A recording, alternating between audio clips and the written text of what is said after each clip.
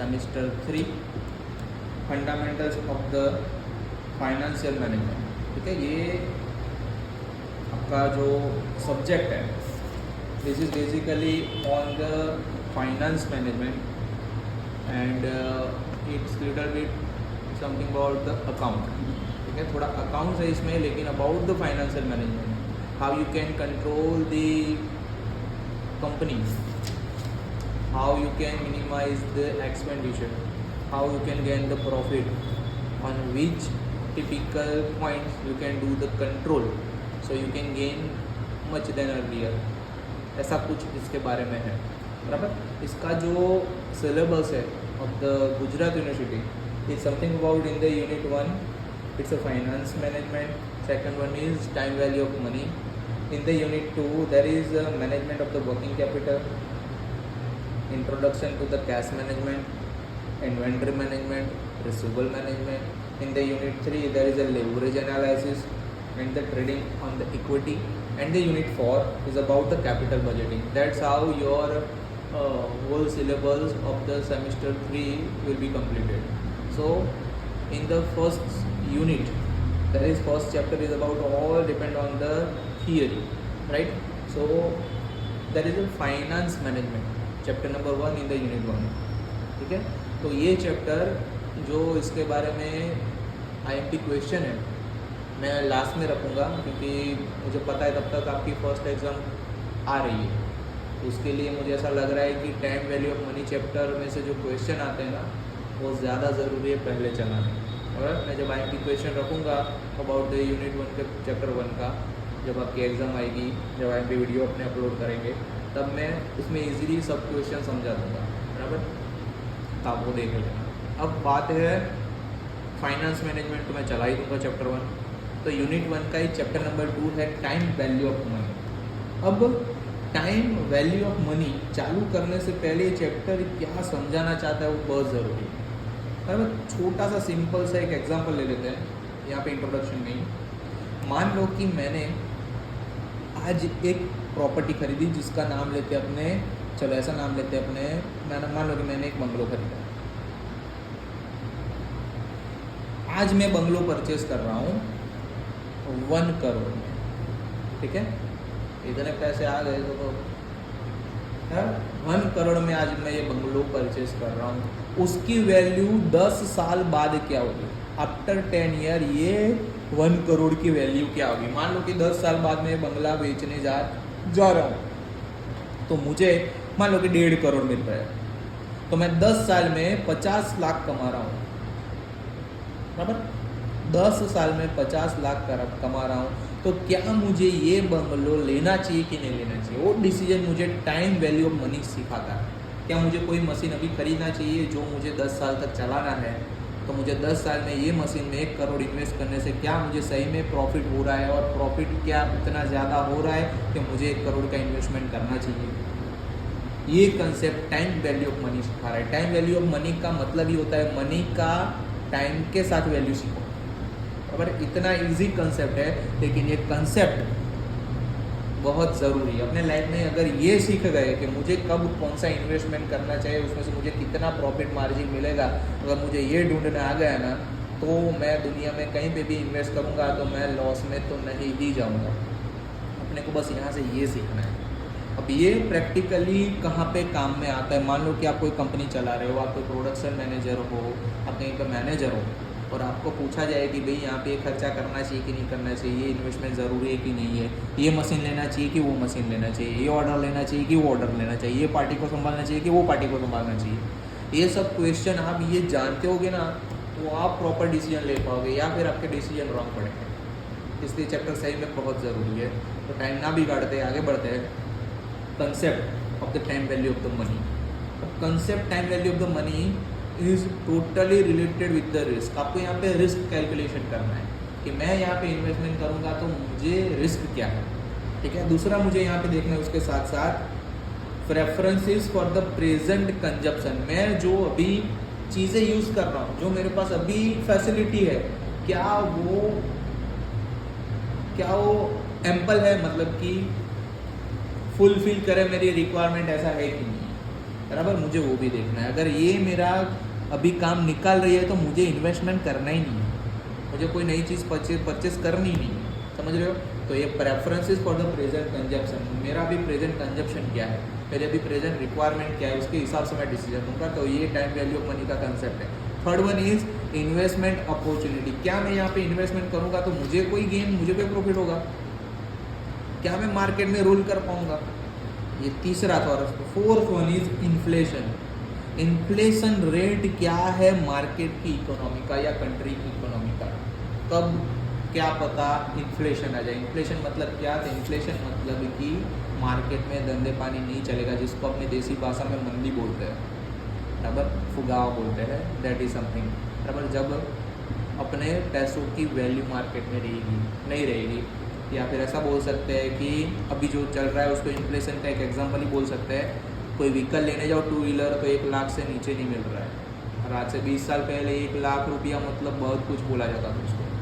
तो something is about the inflation. Inflation यही होता है कि पैसे सबके पास है, बराबर। लोग लोन करा के भी एप्पल का मोबाइल 1.5 लाख का खरीद लेते हैं, जो 1.5 लाख का मोबाइल पहले 1.5 लाख का लोग गोल्ड खरीदते थे, आज वो मोबाइल पे मूव हो गए, मतलब कि इन्फ्लेशन रेट बढ़ गया है, सबके पास फालतू पैसे बढ़ गए, इसलिए हर चीज़ का भाव बढ़ रहा है। अगर ये कुछ समझना था जो अपने ने समझ लिया, आगे बढ़ते हैं। ओके, अब यहाँ पे है,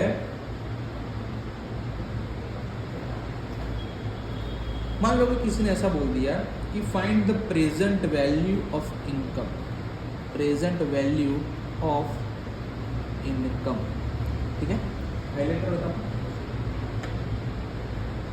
ज़्यादा करे नहीं, एकदम अच्छो, थोड़ा कंसेप्ट समझा पड़ा, कोई भी एक अच्छो आपी देना, आ लाइन पहलू है बस ये चाचा चला ना, ब्लू में नहीं मिलता, हाँ नहीं मिलता, डेट इसको वापस बस बस बस बस हो गया, बराबर।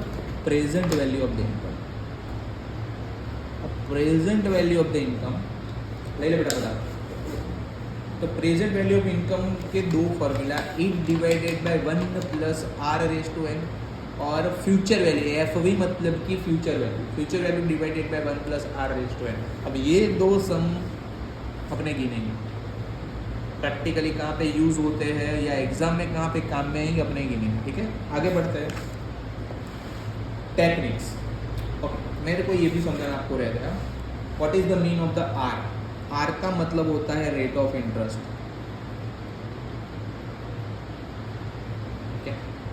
What is the value of the N, N is equal to the number of the years, वो तो आपको पता ही है। ई का मतलब होता है अर्निंग, बट यहाँ पे ई का मतलब होगा अर्निंग कब की, about the future earning. Same F V का मतलब होता है फ्यूचर वैल्यू, जो मैंने पहले बोल दिया, ठीक है। आगे बढ़ते हैं, टेक्निक्स, बराबर। टेक्निक्स क्या है, तो 2 टेक्निक एक्चुअली में देखा जाए तो, कंपाउंडिंग और the future value determination, second one is discounting और द प्रेजेंट वैल्यू डिटर्मिनेशन, बराबर। अभी ये कंसेप्ट थियरी में पूछते नहीं है, सो डोंट वरी, बराबर। जो समझने के लिए कंसेप्ट था जो मैंने आपको समझा दिया है, बराबर। आगे बढ़ेंगे, कंपाउंडिंग टेक्निक। तो कंपाउंडिंग टेक्निक ऐसे गिनी जाती है, आप एक बार इसके थ्रू चले जाना, आपको पता चल जाएगा कि मैं क्या समझाना चाह रहा हूँ, बराबर। इसमें कुछ इतना है नहीं। Future value of a single amount, अब यहाँ से सम स्टार्ट हो रहा है, बराबर, यहाँ से सम स्टार्ट हो रहा है, अपने को इस पर ज़्यादा ध्यान देना है। मैं हाईलाइट करूँ वो वीडियो में आप देखोगे तो आपको पता चलेगा कि ये कंसेप्ट पे मुझे ज़्यादा ध्यान देना है, यहाँ से मुझे अब स्किप नहीं करना है, बराबर। So future value of a single amount, बराबर। अब यहाँ पे कैलकुलेशन का फॉर्मूला दिया है, N is equal to P in bracket 1 plus R divided by 100 raise to N, ऐसा कुछ इन लोगों ने लिया है, बराबर। ये फॉर्मूला भी अपने हाईलाइट कर लेंगे, आपको काफ़ी हाईलाइटर है ना, गरीब है।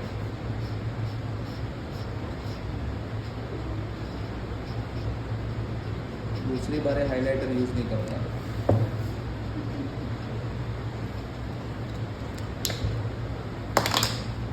इससे तो अच्छा वो मेकअप करने का आता है ना, वो अच्छा आता है, ठीक है। चलो अब यहाँ पे ए एन का मतलब future value of after N years, 10 साल बाद इसकी कीमत क्या होगी, सिंपल। पी मतलब कि अमाउंट इन्वेस्टेड टुडे, पी का मतलब कितना अमाउंट अपने इन्वेस्ट कर रहे हैं, आर का मतलब रेट ऑफ इंटरेस्ट और ईयर, और एन का मतलब number of the years for which compounding is done. Easy था। एक सम देखते हैं, गणी ना तो sum. Suppose M has invested ₹1000 in a bank, कितना रुपया वो इन्वेस्ट कर रहा है, 1000। तो यहाँ पे मैं लिखूंगा, ये मैडम ने तो सम गिन के रख दिया है, P इज इक्वल टू 1000, ठीक है। मुझे ये डेटा निकालना आना चाहिए, ठीक है। Whose maturity period is 20 year, तो N इज इक्वल टू क्या आएगा, 20 years. The investment carries an interest rate of 14% compounded annually. So R is equal to क्या आएगा, 14%. What is the amount that he will receive back after the end of the 20 year? उसको 20 साल बाद कितने पैसे मिलेंगे वो फाइंड करना है। तो यहाँ पे अपने को पता चलेगा what is the amount that he will receive back after the end of the 20, और यहाँ पे compounded annually मेरे को कौन सी फॉर्मूला डालनी है वो यहाँ से पता चलेगा, ठीक है। तो मुझे फॉर्मूला ये डालनी है, P in bracket 1 plus R divided by 100 raise to n। अब यहाँ पे मैं P की जगह पे लिखूंगा 1000, R की जगह पे लिखूंगा 14 और N की जगह पे लिखूंगा 20। मैं कैलकुलेटर का यूज़ करूँगा, तो मुझे 20 साल बाद 1,000 रुपया डाल के मुझे 13,745 रुपये, 13,743 रुपीज़ मुझे मिलेंगे, ठीक है। तो क्या मुझे 1,000 रुपये इन्वेस्ट करने चाहिए कि नहीं करने चाहिए 20 साल तक, बराबर। ये छोटा सा एक एग्जांपल था, बराबर, लेकिन कंपनी में 1,000-2,000 की बात नहीं होती है। अब यहाँ पे आप कैलकुलेशन समझो कि 1,000 रुपया 20 साल तक डालोगे, बराबर, समझ लो 14% इंटरेस्ट रेट पे, तो आपको 13,000 रुपये मिल रहे हैं। क्या ये इन्वेस्टमेंट करना चाहिए कि नहीं करना चाहिए, सिंपल सा कैलकुलेशन है, बराबर। तो ये करोड़ों की बात होती ना, तो आपको समझ में आ जाता है कि करने चाहिए कि नहीं करना चाहिए। आज इसमें तो कोई डिसीजन लेने वाली बात नहीं है, लेकिन ये छोटा सा कैलकुलेशन था, आपको समझ में आए कि ये ऐसे पूछते हैं, बराबर। ये IMP चीज़ है और एग्जाम में ये सब आता है। अब आगे दूसरी method, future value of an annuity, ठीक है, future value of an annuity. अब इसका फॉर्मूला देखो कुछ ऐसा हो जाता है, P in bracket 1 plus R raise to n minus 1 divided by R। R की मतलब क्या होता है, N का मतलब क्या होता है, P का वैल्यू क्या होता है, तो आपको मैंने आगे समझा दिया है। लेकिन ये फॉर्मूला मुझे यूज़ करना है, और ये भी एन्युइटी के सम एग्जाम में पूछते हैं। तो जब भी आप ये सम करने बैठो तब मेहरबानी करके आप भी साथ में गिनना, वीडियो देखने से कुछ नहीं आएगा, अगर ये सम करना है। ओके, सम है कुछ ऐसा। अब A has a recurring bank account in which he pays 15,000 per annum, वो 15,000 रुपये इन्वेस्ट कर रहा है, तो P की जगह पे क्या आएगा, 15,000, ठीक है। On which the bank page interest, interest rate क्या है, 10% per annum compounded annually. Calculate the amount that he will get at the end of the 8 years. तो यहाँ पे कैसे पता चलेगा कि मुझे ये फॉर्मूला अप्लाई करना है, बात ये है, बराबर। वहाँ पे ना यहाँ पे थोड़ा डिफरेंस कुछ होगा, बराबर। तो आगे देखते हैं। यहाँ पे देखा है, सपोज एम एज इन्वेस्टेड 1,000 में, वो मैच्योरिटी पीरियड इज 20 ईयर। यहाँ पे क्या बोला है, मैच्योरिटी पीरियड इज 20 ईयर, बराबर। और यहाँ पे ऐसा कुछ बोला है, मैच्योरिटी पीरियड इतना है उतना है, नहीं बोला है।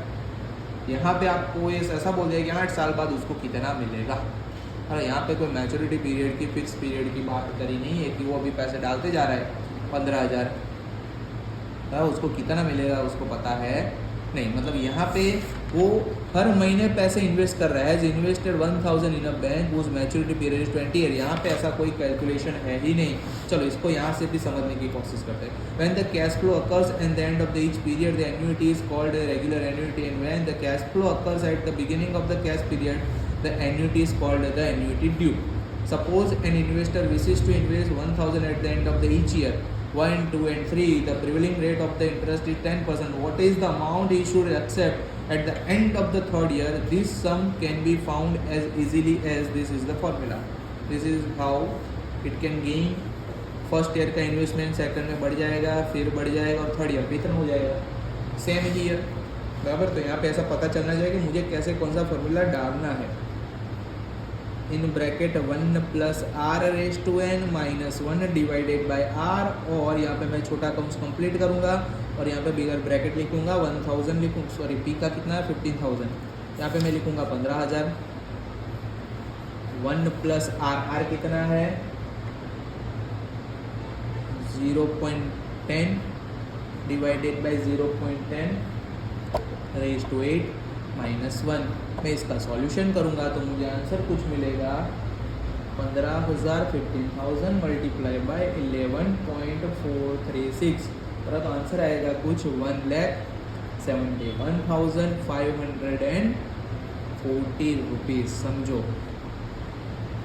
15,000 एक महीने पे डाले, एक साल पे डाले तो मुझे 8वें साल में वो 1,71,540 रुपीज़ मिलेंगे, बराबर। तो यह समझ सकते हो कि ये इन्वेस्टमेंट करने लायक है, बराबर। ये डिसीजन लेना आपको आएगा।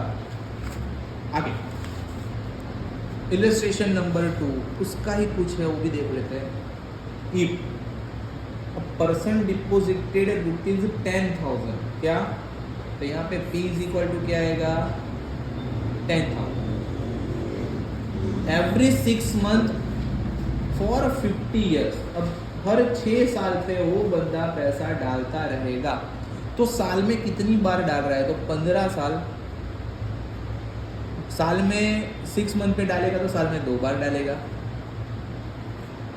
बराबर। तो उसका n बनेगा 30 टाइम, बराबर, तो 30 टाइम बनेगा।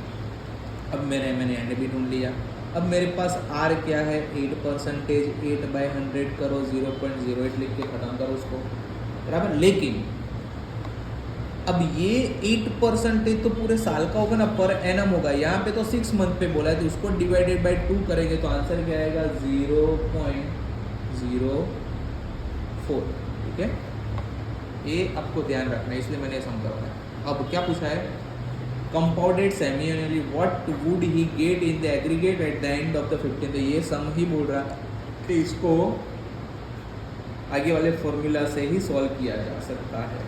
1 plus R raise to n minus 1 divided by R bracket P की जगह पे 10,000, 1 प्लस आर की जगह पे 0.04 divided by 0.04 raise to 30 minus 1 bracket, और इसका सॉल्यूशन करोगे तो आंसर आएगा 5,60,840 रुपीज़, बराबर। अब है डिस्काउंटिंग टेक्निक, ठीक है। अब डिस्काउंटिंग टेक्निक मतलब क्या, इसका यूज़ कहाँ पे होगा।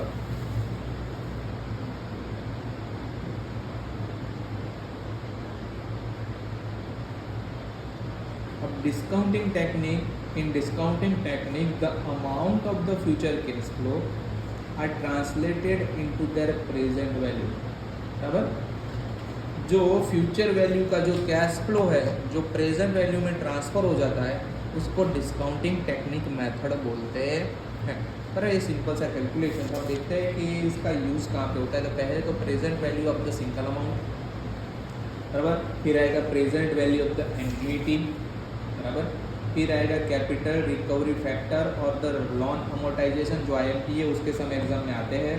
फिर है पर value of the perpetuity amount, उसके भी समय एग्जाम में आते हैं। फिर शॉर्टर कंपाउंडिंग पीरियड वो नहीं पूछते हैं लेकिन वो भी करना पड़ेगा अपने को, बराबर। फिर आता है effective versus nominal rate of interest, वो पूछते हैं मोस्ट IMP, बराबर।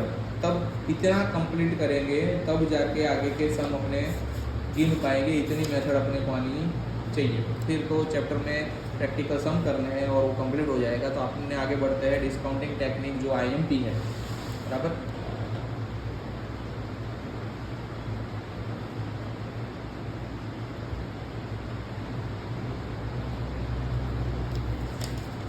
डिस्काउंटिंग टेक्निक, ठीक है। मोस्ट IMP बोल सकते हैं ये चैप्टर के लिए, टाइम वैल्यू ऑफ मनी के लिए। डिस्काउंटिंग टेक्निक में पहला present value of the single amount, PV of the single amount. अब PV of the single amount का फॉर्मूला ये बनेगा या फिर ये बनेगा, depend on the requirement of the formula. कौन सा फॉर्मूला कब यूज़ करना है वो अपने को आना चाहिए। तीसरा फॉर्मूला यही है, देख लेना बराबर। अब what could be the formula, formula could be present value of the single amount, there will be P is equal to A multiply with 1 divided by 1 plus R divided by 100 bracket over raise to N, या फिर ऐसा A divided by 1 plus R raise to N. Depend करता है कि कौन सा अपने को यूज़ करना है, कहाँ पे क्या आ रहा है। तो देखो R डिवाइडेड बाई 100 का मतलब यहाँ पे मान लो कि डिवाइडेड बाई 100 करके यहाँ पे लिख लेंगे तो ये फॉर्मूला सीधा हो जाएगा बराबर। A मल्टीप्लाई 1 तो यहाँ पे ये हो जाएगा, तो अब अपने हर जगह पे ये फॉर्मूला ही यूज़ करेंगे, इसकी ज़रूरत ही नहीं है बराबर। सीधा यही याद लिख लो, इसका सिंप्लीफिकेशन करोगे तो ये आ जाएगा बराबर। अब दो सम देखते हैं फिर आगे बात करते हैं। Illustration number 3, what would be the present value of a sum of ₹80,000 deposited in a bank for a period of the 6 year. तो कहाँ से पता चलेगा कि मुझे कौन सा कब करना है। तो यहाँ पे देखो ऐसा नहीं बोला है कि हर साल 10,000 डाल रहा है, यहाँ पे एक ही बार सिंगल शॉट में उसने 80,000 रख दिए, मतलब कि अपने ने फिक्स डिपॉजिट में पैसे रख दिया। आप ऐसा याद रखो, मैंने एक बार पैसे रख दिए 10% रेट ऑफ इंटरेस्ट पे, तो 6 साल बाद मुझे कितने मिलेंगे। अगर ये है तो मुझे ये फॉर्मूला डालना है, उसको डिस्काउंटिंग टेक्निक बोलते हैं। सिंपल। चलो अब इसका फॉर्मूला पहले तो यहाँ पे क्या क्या कौन सी चीज़ें दी अपने वो देख लेंगे बराबर। तो P इज इक्वल टू उसने दिए है 80,000, ठीक है। R is equal to 10 divided by 100 is become 0.10, ठीक है। N is equal to दिया है 6 ईयर, और उसने क्या बोला है what would be the present value of the sum of rupees। Present value क्या होगी अपने को of a sum of ₹80,000 deposited bank for the period of the 6 year at the rate of the interest. अपने को ढूंढना है ये पता होना चाहिए, ठीक है। चलो देखते हैं। तो फॉर्मूला आएगा P is equal to A divided by 1 plus R raise to N. अब P की वैल्यू मुझे दी है 80,000, एक तो मुझे ढूंढना है। अब 1 प्लस आर क्या है 0.10 और रेज टू एन क्या है 6। इसका सॉल्यूशन करूँगा तो answer would be like 80,000 A divided by 1.7716। So A is equal to 80,000 multiply 1.7716, तो मुझे आंसर मिलेगा 1,41,728 रुपीज़। ये 80,000 मुझे 6 साल बाद 10% रेट पे मुझे इतने मिलेंगे। मतलब कि सिंगल अमाउंट जो टॉपिक था ना वही ना, present value of a single amount. मैं एक अमाउंट एक ही बार में भी छोड़ दूंगा अकाउंट में इतने रेट पे, तो मुझे कितना मिलेगा। तो एक कुछ एफडी जैसा ही हुआ ना, एफडी का कंसेप्ट ऐसा ही होता है ना। फिक्स डिपॉजिट करते हैं 2 लाख रुपये 1 करोड़ रुपया रख दी 10 साल के लिए, तो अपने को इतना पैसा मैच्योरिटी टाइम पे मिल जाएगा। तो यही तो सिखा रहा है। कहाँ पर मैंने बोला था ना काम में आता है, ये सब ऐसे काम में आता है। आगे देखते हैं। If you receive ₹1,000 every year at the end of 1, 2 or 3 year, its present value is compounded as follows। Rate of interest is 12% बराबर। अब अपने को इसका कैसे ढूंढना है बराबर। तो यहाँ पे अपने को टेबल का यूज़ करने का आएगा।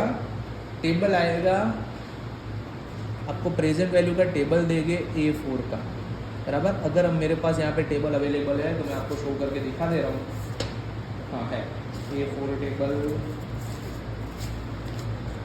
Yes we have A4 table. मैं आपको अभी दिखा रहा हूँ कैसे यूज़ करना है, ठीक है। पहले यहाँ पे डेटा देख लेते हैं।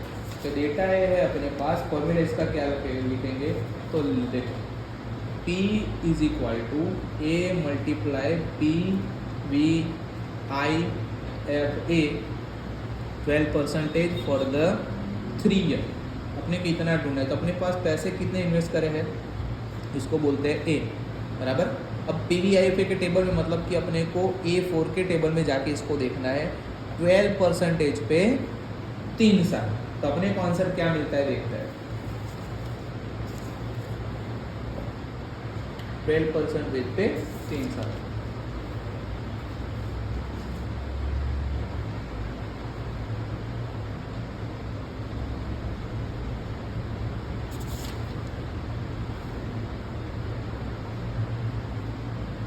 देखो ये है A4 टेबल, बराबर। मुझे देखना है 3 साल पे 12%, तो आंसर क्या है 2.402। तो मैं यहाँ पे इसकी जगह पे लिखूंगा 2.402, उसको 1000 से मल्टीप्लाई करूंगा तो आंसर मुझे मिलेगा 2402। अब कोई बोलेगा सर मुझे तो टेबल से नहीं गिनना है। हाँ, तो टेबल से नहीं गिनना है तो फॉर्मूला अप्लाई करो। जो फॉर्मूला अप्लाई अपने ने यहाँ पे करी थी, ये फॉर्मूला यहाँ पे अप्लाई करोगे तो आंसर मिल जाएगा। चलो करके देखते हैं। P is equal to A divided by 1 plus R raise to N। यहाँ पे है 1000, 1 प्लस R है 0.12% और N है 3। बराबर, मैं यहाँ पे करके देख लेता हूँ।